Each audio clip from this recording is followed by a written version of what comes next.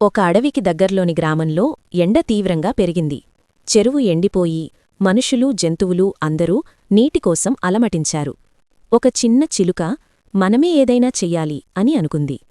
అది గింజల బదులు చిన్న రాళ్ళు తడిమట్టిని తెచ్చి పాతగుంటలో వేసింది.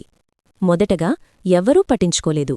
కాని చీమలు చిన్న ఇసుకను తీసుకువచ్చాయి. కుందేలు కొమ్మలు తెచ్చింది. ఎద్దు తన కాళ్లతో గుంటను లోతుగా తవ్వింది. కుక్క రాత్రిళ్ళు కాపలా కాసింది. కోతి చెట్టు ఆకులతో నీడ కల్పించింది.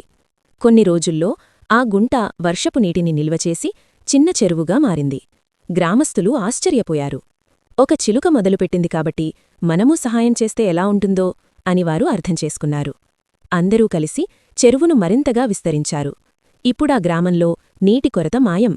పిల్లలు చెట్లను నాటుతూ చిన్న సహాయం కూడా పెద్ద మార్పు అవుతుంది అని నేర్చుకున్నారు. సందేశం: పెద్ద సమస్యలకి పరిష్కారం ఉంది. మనం మొదటి అడుగు వేస్తే ఇతరులు కూడా చేరి సమాజాన్ని మార్చగలరు.